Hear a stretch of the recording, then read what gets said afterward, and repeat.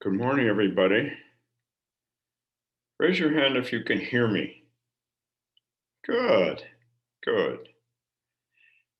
Well, good morning, those of you who are in the Zendo and those of you who are online. I'm doing something kind of weird. I did Zazen in the Zendo. Now I'm upstairs giving the Dharma talk online. Then I'm going to go downstairs and visit with folks afterwards.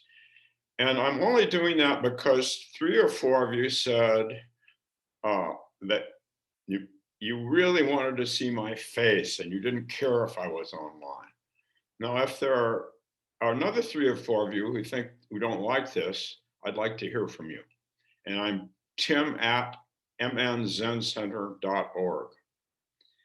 And I know most of you, but I have been gone quite a bit lately because I had a bout of Lyme's disease, but I'm fully recovered. So I'm very happy to be with you here this morning. And this is going to be my 5th talk on the Tao Te Ching, the way and its power. And I'm going to screen share and then talk. We're about halfway through it. My Sunday talks for a while are going to continue on the Tao Te Ching, the way and its power. So let's see.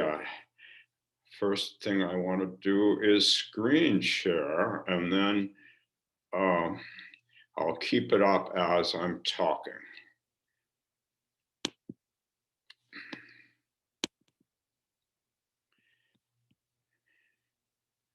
And now I can't see too many of you, but I just want to, Paul Gilsdorf, will you raise your hand if you can see? If you can see it, good, good. Okay, so I'm going to go stanza by stanza through about 7 stanzas. I assume other people can see it. I guess if Paul can, the rest of you can. So let's see.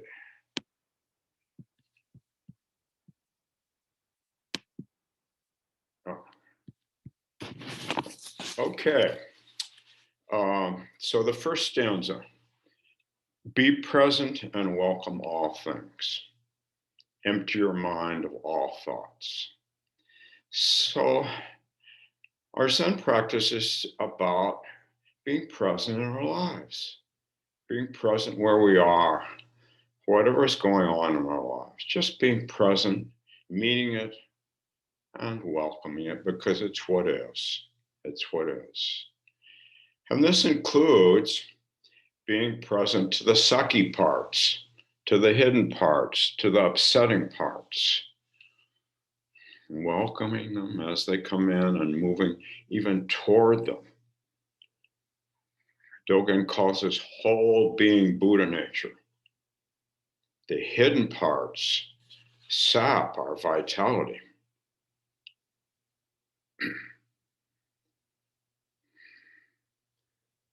They sap our vitality, and also adjustment here on the screen. Oh, maybe I don't. I guess not. As long as you can see me. It's weird because I can see you. Whole being Buddha nature. Hidden parts are always coming up. They're always getting us. They come up in terms of projections. They come up and we repress them. They come up in terms of reactivity.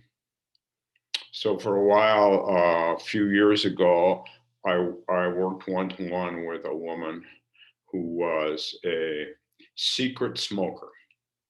And she didn't even tell me she was a secret smoker till I met with her for a while, because at Zen Center, to be a smoker. Anyway, she told me, and then she talked about the shame she was feeling about it. And that was the beginning of her opening up to whole being Buddha nature, to whole being Buddha nature. Be present and welcome all things. empty your mind of all thoughts. Well, this sounds contradictory. If we open up to all these parts, we get confused. We get confused. There's repression serves a role, suppression serves a role. But we need to be present to these parts that we're stuck on, that are hidden, that we're embarrassed about, that we want to push aside. We need to be present to those so we can really just be the whole being Buddha nature that we are. So we can just be the whole being Buddha nature that we are.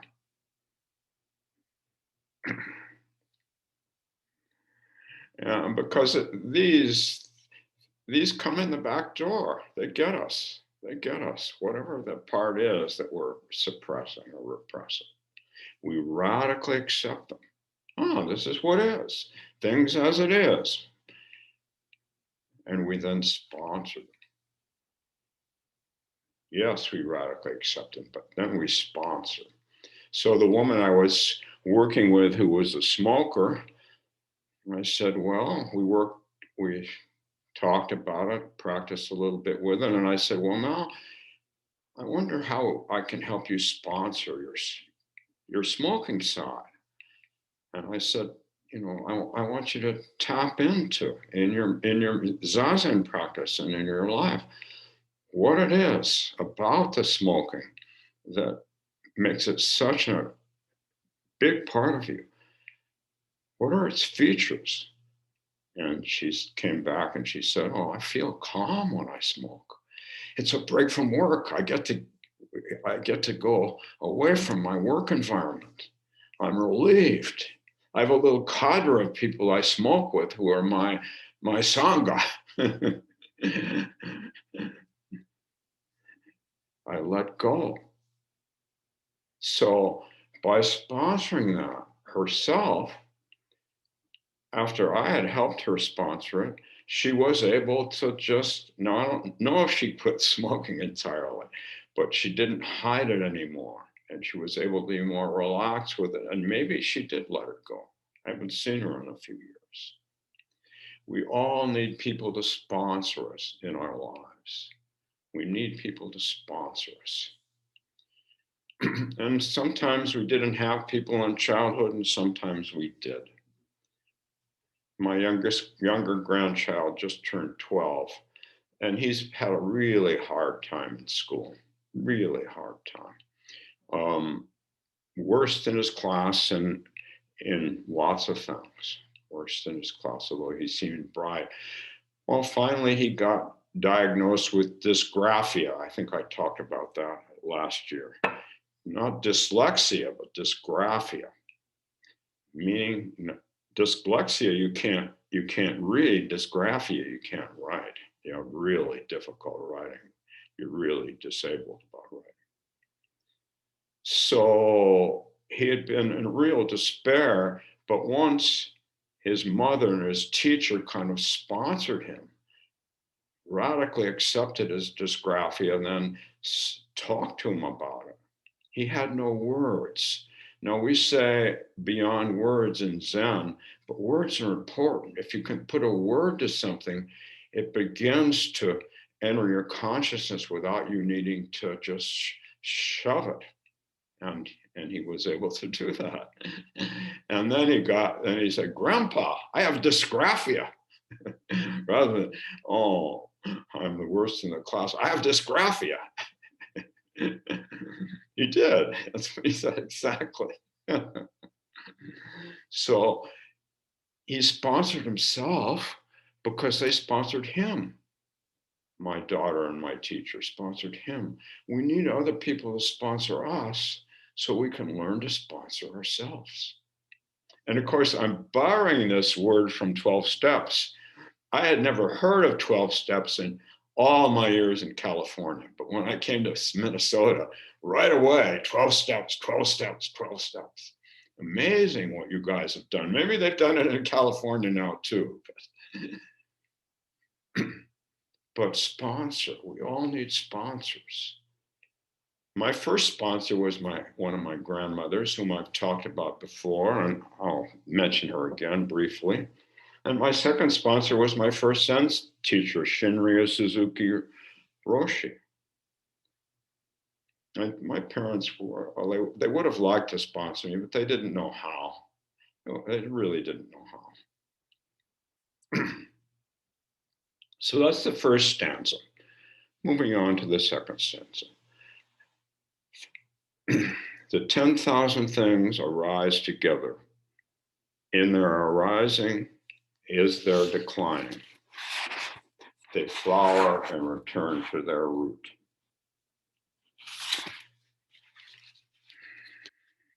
The 10,000 things, well, that's what the Taoists and the Buddhists, the early Buddhists, do when they wanted to refer to all life, mineral, plant, animal, human. The 10,000 things arise together. My body with its 10,000 parts, my 10,000 thoughts a day. I had more thoughts yesterday because I was preparing for this talk. Maybe I had 100,000 talks. But then once I decided what I wanted to talk about, I didn't have many thoughts at all. 10,000 talks a day.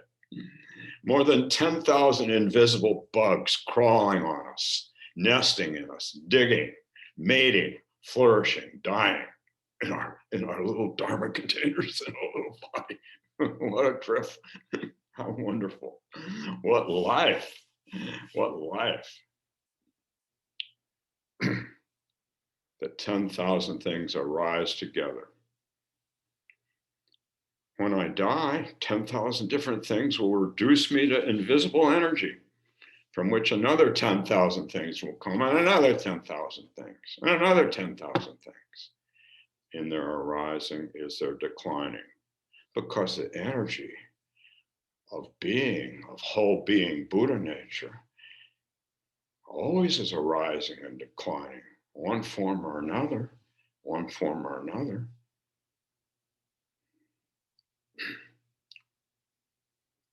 That's the second stanza. The third stanza, which I just decided to do one. Oh, no, I'll talk about that flower and return to the root a little bit. So it's winter now, in case you haven't noticed. I came back from, I won't say where I've been, I came back to 0 degrees from 85 degrees. It's winter. It's winter. And there's a natural rhythm of everything flowers and then it returns to its root. After summer, we turn inward. Rahatsu, the darkest time of year, darker and darker. Practice periods and all over the world at Zen centers in winter. Hokyoji has one coming up. Tassajara. Time to go within. Time to go within. Go back to the roots so we can flower. Back to the roots so we can flower. And of course, we have this pandemic, so that makes it harder. But at the same time, the pandemic gives us more opportunity just to go within, just to go within, just to radically accept what's going on inside me and sponsor it with some attention and some care and some love. In their arising is their declining. They flower and return to their root. The root in Buddhism, that's the root in Taoism. In Buddhism, it's shunyata, emptiness, the root, shunyata. And of course, shunyata etymologically means pregnancy. So it's a pregnant emptiness from which the 10,000 things arise and to which they return, from which they arise and to which they return. Isn't that wonderful? Isn't that wonderful?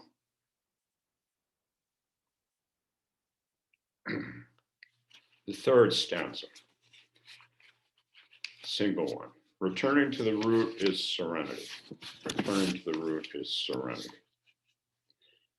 The root in Buddhism is shunyata, emptiness, but also Buddha nature, as I said. Tathagata Garbha. Tathagata, Buddha, Garbha, nature. Tathagata Garbha also means womb.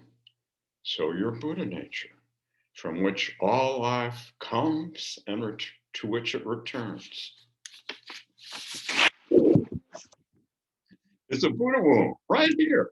You don't think it's your womb, but it is. It's your very own womb. It's your very own Buddha nature. And there's safety and security there. Deeper than the level of your thinking, but including your thinking, not kicking it out. Yesterday, a group of us were meeting with a scholar, Roger Jackson. We had to do a lot of thinking, a lot of thinking. But our thinking, when it's embedded in something deeper, it's thinking that supports ourselves and supports each other. It's just natural. It just comes out because that womb is always here. Bodhi is a famous Zen master from Japan, and his expression for Buddha nature was unborn. His expression for Tathagata Garbha, womb nature, was unborn. And he traveled around a lot. He had many, many different followers, many different followers. And he was a little bit of an odd Zen teacher because he said, you can do Zazen if you want, do as much as you want. Oh, do as little as you want. You can chant as you want, do as much as you want, do a little as you want. But remember, not a single, and I'm quoting him now, not a single one of you people at this meeting is unenlightened. Right now, you're all sitting before me as Buddha. Each of you received the Buddha mind from your mothers when you were born, and nothing else. This inherited Buddha mind is beyond any doubt unborn, with a marvelously bright, illuminative wisdom. In the unborn, all things are perfectly resolved. Perfectly resolved. And another term that we use in Buddhism is your oceanic nature. Your oceanic nature. The waves return to the ocean. The waves emanate from the ocean, they return to the ocean. They're separate from the ocean, and they are the ocean. They're separate from the ocean, and they are the ocean. So I was just with my French grandsons, French-American grandsons, in a warm place. Actually, I will tell you, I was in Costa Rica. I've never been there before. It was beautiful. I've never been there. I was just in Costa Rica with the French side of my family, and my grandsons tried surfing. They're 12 and 15, and they tried surfing. There's not too much surfing going on in Paris, so they were really interested in trying surfing. And my younger grandson, Logan, the one with dysgraphia, I watched him catch a wave. It was just a little wave and ride it all the way on.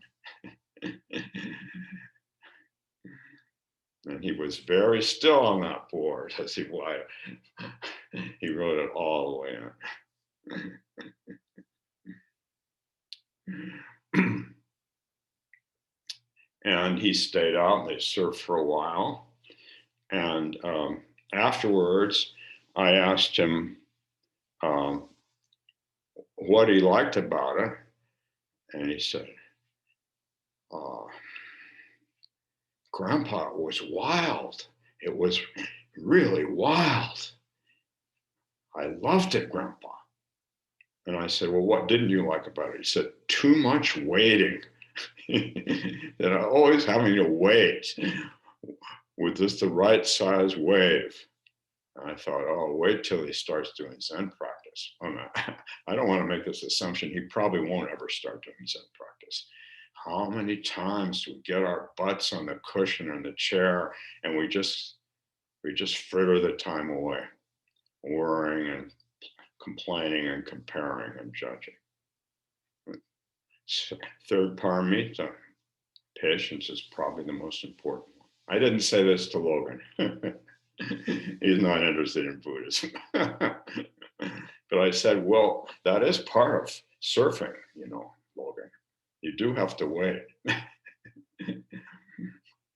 And he just turned and talked to his brother then. He doesn't like to hear advice from big people.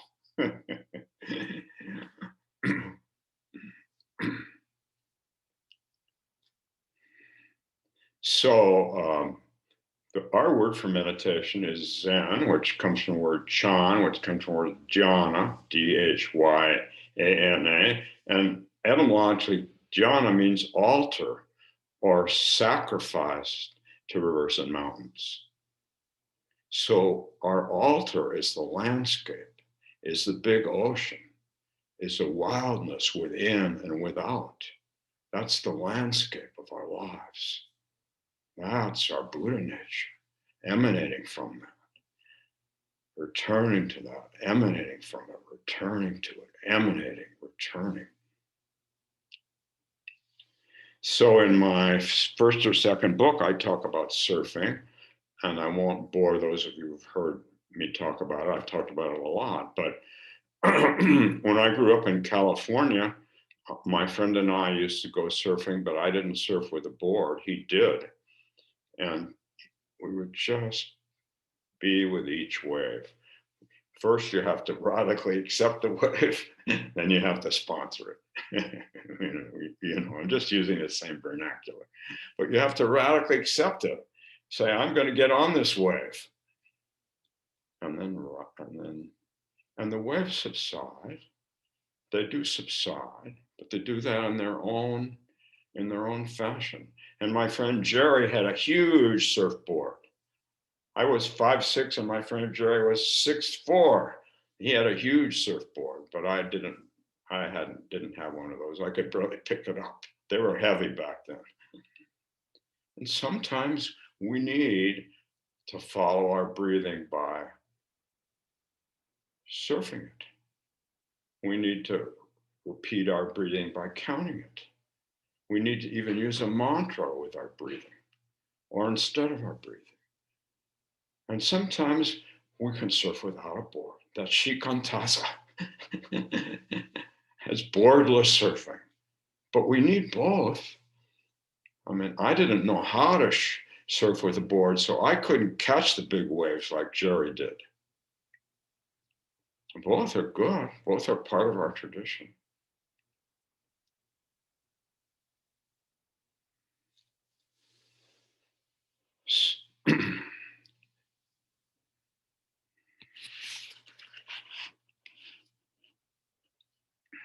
Returning to the root is serenity. From the root, the 10,000 things arise and disappear. Waves, mountain ranges, thoughts, emotions, arising and disappearing, arising and disappearing. All your ideas, all your certainties, all your uncertainties, you're a good Buddhist, so you just think, oh, I have another uncertainty, but those arise and disappear too. All the mental machinery that isolates us fall away. They come back, but they fall away into the big ocean that's always supporting us. But it takes a wild and fearless practice to surf the whole ocean. It takes a wild and fearless practice to surf. That's why it's good to have a sponsor, so you can learn to sponsor yourself. I was very lucky as a young man to have a sponsor. He didn't even know the word sponsor. He wouldn't have known what I was talking about. And then as a little older man, to have a second sponsor, Katagiri Roshi, the founder of this Zen Center. I was very lucky. We need a sponsor so we can learn to sponsor ourselves, our deep self, below all this chatter.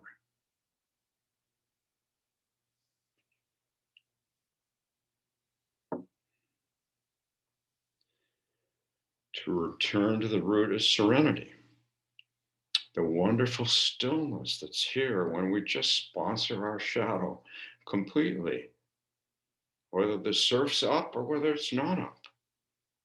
We're rooted in things as it is. Now moving on to the next stanza, and I think I moved my screen to do this.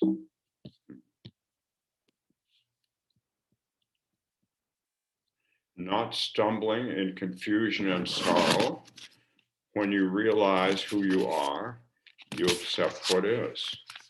Patient, amusing, and embracing, dignified as a king. Doesn't say not having confusion or sorrow. We all have them.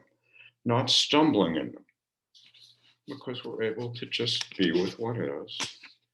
As Dogen said, a Zen master's life is one mistake after another. Sponsoring the rhythm of getting up and falling down and getting up and falling down. My Dharma container is getting pretty old. I've got neuropathy now in the bottom of my feet. I don't know if you guys know what that means, but it means I have a lot of numbness in the bottoms of my feet. And it's not, I've tried all kinds of things, but it ain't getting any better. So I just need to radically accept that and sponsor the rhythm of getting up and falling down. So when I was many years ago, when the Katagiri Roshi and his family first moved into this building, I went up into their apartment and to visit with them, which is on the second floor, and their two sons were there, and Eijo and Yoshihiko. And I saw Eijo with a great big doll, and I've talked about this before, the great big doll. And I said to Eijo, I don't think his English, English was his first language. I guess he hadn't learned much yet. I said, what that? He said, Bodhidharma. And then I saw that it was the Bodhidharma doll. It was a doll of Bodhidharma.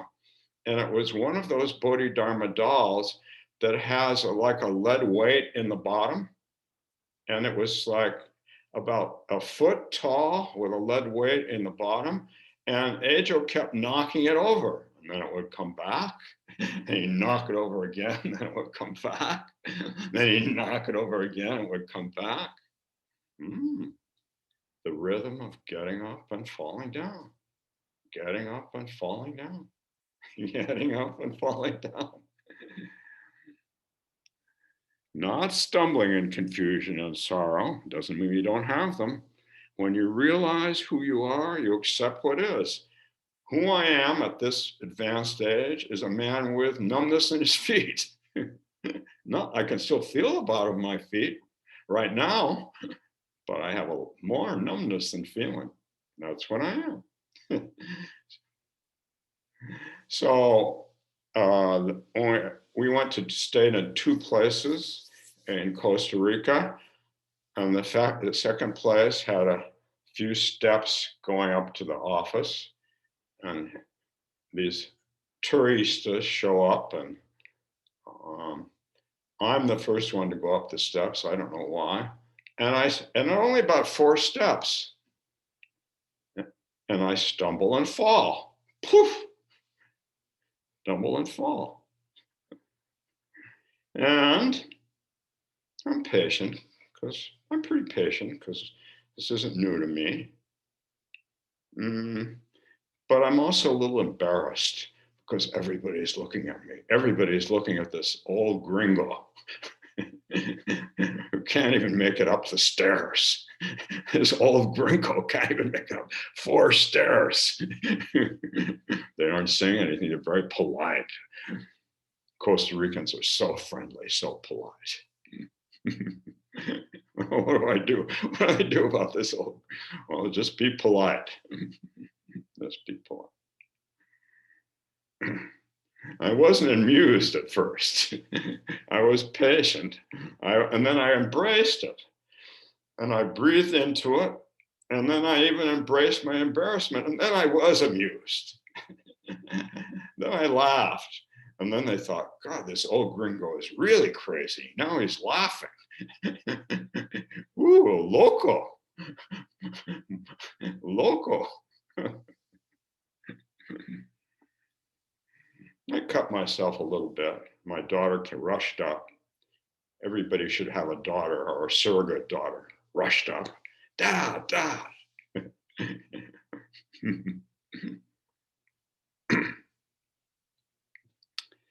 Patient, amused, embracing, kind-hearted as a grandmother. Kind-hearted as a grandmother. If you were lucky you had a grandparent who was there for you, you may not have been. I had one out of four, my one grandmother. And she was very patient with me. I was pretty bratty with my sister, not with my grandmother, but with my sister, when my grandmother wasn't around. She was patient. She embraced me as I was. She was amused, although she got annoyed sometimes too about how she just turned her back and I'd go after my sister. She was my first sponsor. I was lucky to have her as a sponsor. And she was not a huge part of my life, but I didn't have any other big people as sponsors till I met Suzuki Roshi. They were too mixed up. We have a lot of big people in our lives who are too mixed up to sponsor us. It's sad, isn't it? But I was lucky when I was not quite 21, I met Shunryu Suzuki. Patient, amused, embracing, kind-hearted as a grandmother, dignified as a king. Now, I had one grandfather who was dignified. He didn't do meditation, but he sat ramrod straight. By the time I knew him, he was retired. He was a retired engineer, and he wore a tie every morning. I think till he died. I don't know what being an engineer in those days, I don't know. What you remember, men used to dress more formally, especially professional men. I never saw him without that tie and that white shirt. So he was dignified as a king. He didn't exactly sponsor me, but his dignity did impress me. The way he sat straight and seemed kind of imperturbable. And my sisters would get in his lap and he would tickle them. But when I got in his lap, he didn't do anything. Boys, he just sat straight. But he was dignified. And when I saw other Zen teachers many years later, I just felt that same sort of stillness and just sitting straight. You might say sitting straight's no big deal, but sitting straight helps you just be present with what is. And years ago, my teacher in San Francisco, Suzuki Roshi, brought the bishop, Bishop Sumi, to come visit, the Soto Zen bishop. And Bishop Sumi, Suzuki Roshi was 4'11", and Bishop Sumi was about 6'5", and he carried himself with great dignity and aplomb. And he sat full lotus with us, and kind of like my grandfather, was kind of stern, but there was a stillness about him, and that sternness, it wasn't a sternness like I'm trying to isolate myself from you. It's just a stillness that didn't need to be expressively Italian. Didn't need to be expressively Indian. My daughter-in-law is Indian from India, And the Indians, she says, are the Italians of Asia, whereas the Japanese are not the Italians of Asia. No way. The Indians are. Interesting, isn't it? Interesting. We sense Bishop Sumi's rootedness. We wanted to hang around with him, even though he didn't say much. I realized later he didn't have good English, so that's why I wasn't saying much. I remember Suzuki waiting for him to show up. When is Bishop Sumi coming? And I thought, bishops? Give me a break. I didn't sign up for Zen to do bishops. But, that's part of the whole deal, part of the package. And all it meant is someone in the hierarchy who they respect. They respect them for the dignity, the patience, and the amusement of his oceanic awareness, his oceanic stillness, his rootedness in just this. So now the fifth stanza.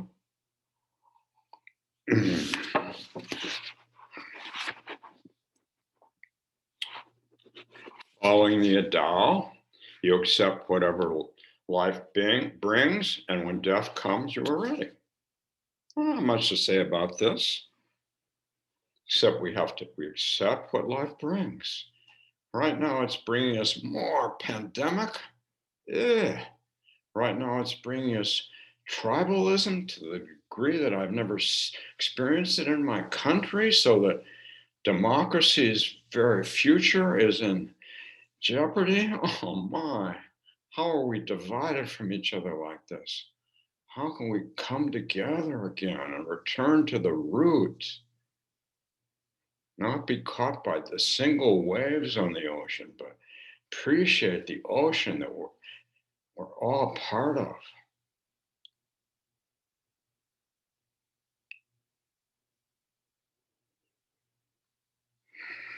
Following the Tao, you accept whatever life brings, and then you're able to sponsor it. If you're going to accept it, you sponsor it. Once my grandson got used to his dysgraphia, then he said, "Oh, I want to work with this. I want to get permission from my teacher to use a computer." So he's the only kid in his class who gets to use a computer.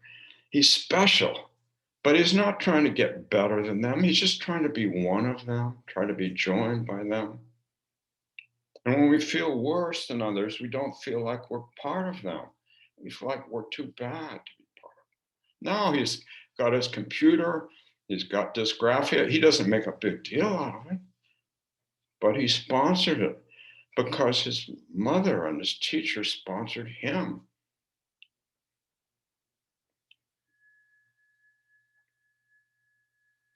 Following the Tao, you accept whatever life brings. And when death comes, you are ready. When death comes, you are ready. The falling away of your small self, moment after moment. You can die to all of this crud. You can die to it, moment after moment. Engage in just being present. Shakespeare, I've quoted this many times, says, "A coward dies 100 times before his death. A hero dies but once." But I say, a hero dies 100 times before his death. A coward dies but once. You understand? Once you learn how to die to all this crud, you carry yourself lightly. And then when it's time for you to die, or literally leave your body, it's not such a big deal. But I better be careful about what I say. I better be careful about what I say because you don't know. Maybe I'll have some awful pain and we'll just cry out to the ocean to save me, forgetting that I am the ocean already.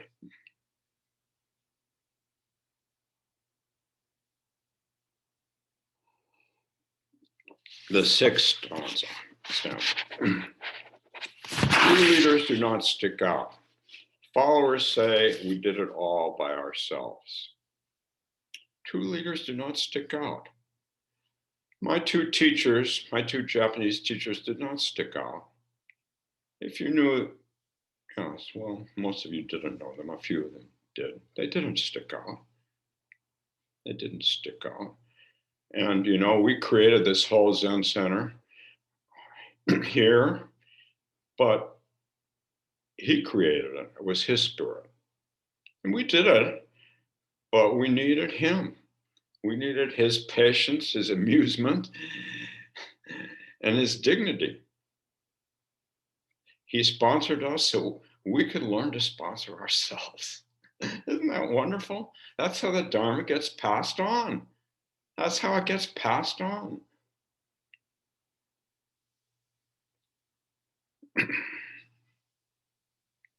True leaders do not stick out. When my first teacher, we had a barbecue and invited my first teacher in Burlingame, California, and the whole Sangha was there, and it was a hamburgers and hot dogs barbecue. And you've heard me say this before, they prepared a special plate for him with some gamasho and some soy, something or other, and some bright rice and some pickles, and they're just really beautiful. They gave it to him, and he said, "I want a hamburger." I want a hamburger. He only ate 1 or 2 bites of it, but then he saw somebody eating a hot dog, and he says, "What's one of those?" And I said, "They're hot dogs." "I want a hot dog," he said. "I want a hot dog."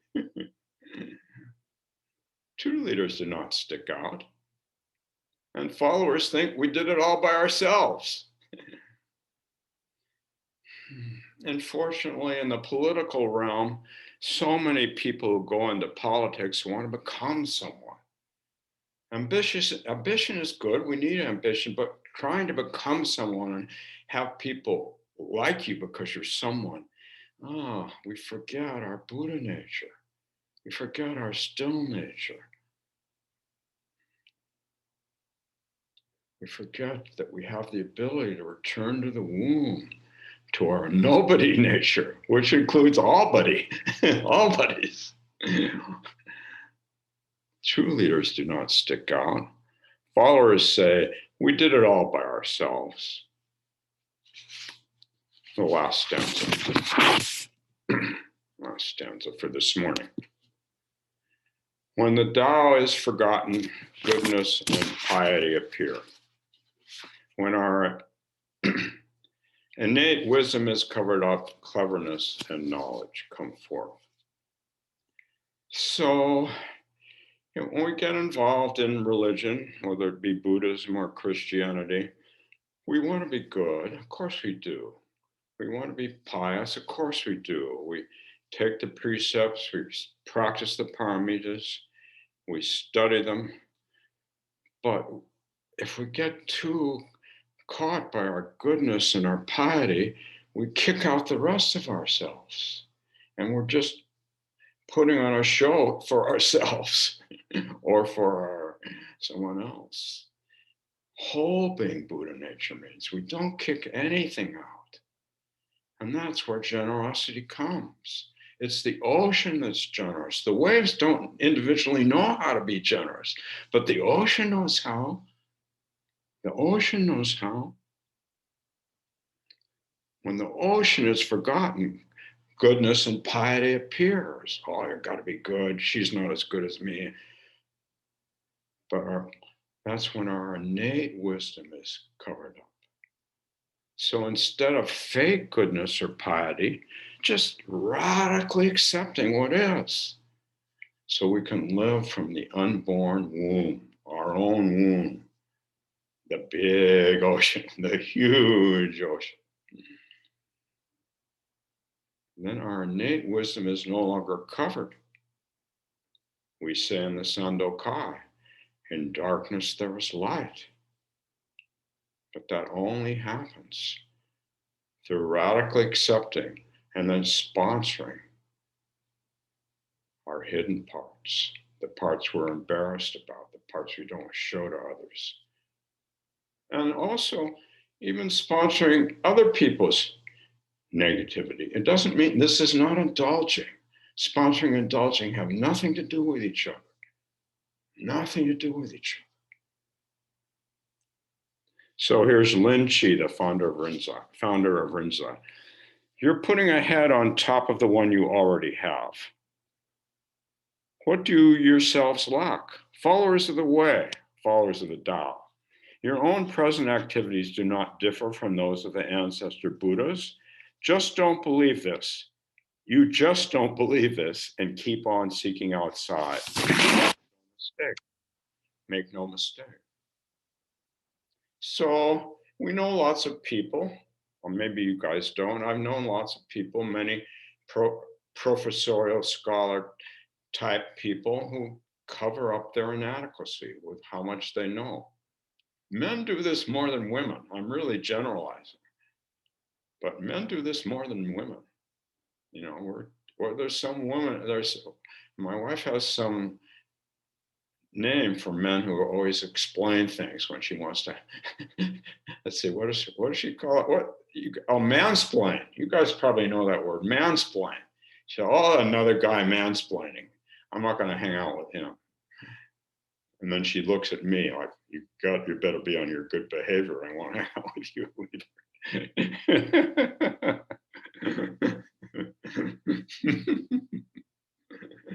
Mansplaining. And we have that phrase, those who do not know, teach. Oh, yeah. Well, but we study a lot in Zen. We have classes, we have sutras. Yesterday, we got really into some big Prajnaparamita discussion with a wonderful teacher, Roger Jackson. But we do this because, as Katagiri Roshi said to me, and I'm paraphrasing him, he used to study all the time. I would come up, and if he would be, actually, he's in the office. He was in the office, this office that I'm in right now, where's his study. And he spent a lot of time in here studying, hours studying. And I said, boy, you study a lot. And I said, isn't it too much? And he kind of felt his forehead. He said, yeah, sometimes I get headache. And I said, well, why do you do it? He said, to help you Americans know Buddha nature, to live from Buddha nature. I need to use words to help you because you get all mixed up. Well, that's right. We get all mixed up. All those sutras, that's where they are. We have all those sutras to help us because we get all mixed up.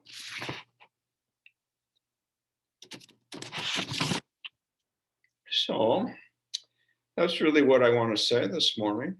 That's what I want to say. And I'm going to stop the screen sharing and then see if anybody has questions or comments. We have about 5 minutes for questions or comments. I guess I should put this on gallery. Yes. Let's start with people in the room. Last time I started with people online. So people in the room, anybody in the room with a question or a comment?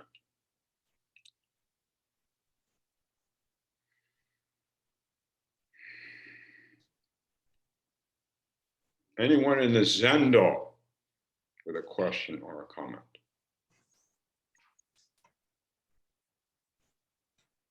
Okay, well, you're all being like Bishop Sumi, huh? I honor you for that. He didn't say much. The rest of you, though, the others of you online, 57 of you right now. Tim, this is Kathleen. Oh, hi. Can you hear me? Hi. I liked hearing about your grandson and the dysgraphia, and also I appreciate the idea of sponsoring, that we need sponsors so we can sponsor ourselves. I really appreciate that, since many people benefit. I've seen many people benefit from attending 12-step groups, and so it's just interesting to hear you use it in this context. Oh, well, thank you, Kathleen. Yeah. Thank you. Who else? Bill.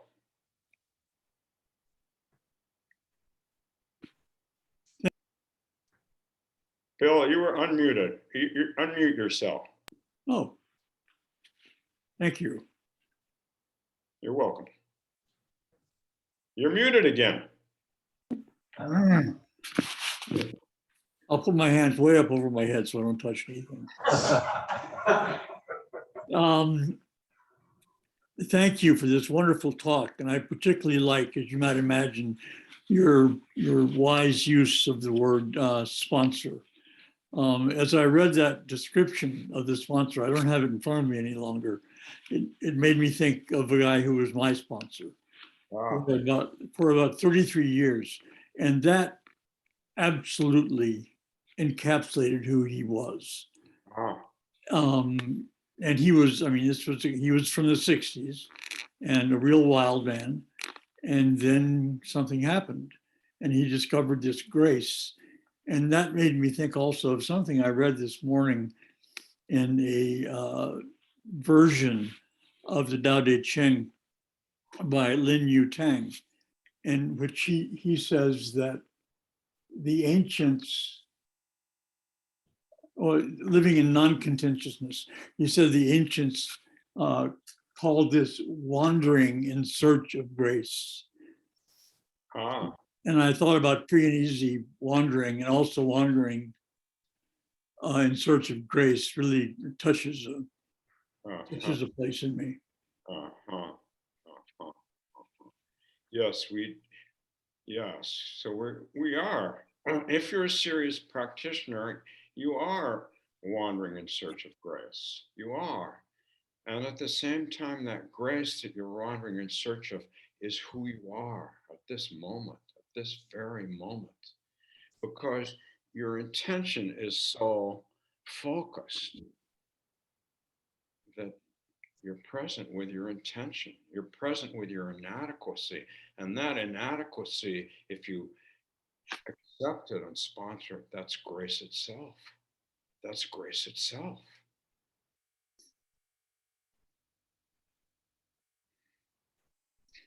That kind of lights a fire under me. Can you hear me? Yes. Okay. I have exactly one sponsee. Yeah. Except for myself. Yes. Well, I'm inadequate. So now my sponsor gets to sponsor my inadequate self. Oh, yeah. Well, there you go. There you go. Thanks, Tim. Not having enough is part of this. Not having enough friends, not having enough communication in the pandemic, not having enough communal sense in our country. It's all something we can radically accept and sponsor. But we sponsor it so, and when we sponsor something, we feel connected to it. We feel connected to it. You know that when you've had a good sponsor, even for a minute. And when you sponsored yourself, you know that. We are the Jiriki practice in Buddhism, self-power, but only by getting lots of sponsors from other power do we develop deep self-power. Deep self-power. Probably time for about one more, if there is one.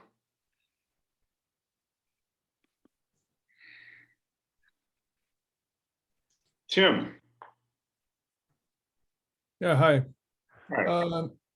It was interesting what you said about the learning disability of your grandson. My research on this as a teacher of people with learning disabilities is that if the brain has a weakness in one part, it compensates it with a strength in another. So I think it's a sponsor can help you find what that strength is. Wonderful. And, and I think it's my second book. I talk about the research on neuroplasticity, which is exactly what you're talking about, Tim. That our brain becomes hardened as we age because we have these different pathways that we get habituated to. But through meditation, we can open up to our natural neuroplasticity. Kids have it. And adults who really meditate seriously develop that ability. So I think I want to end there so that I can turn it over to whoever the dawn. Oh, I think Ted's the dawn this morning. Turn it over to Ted or whoever. So thank you, and hope to see you all again soon. Thank you.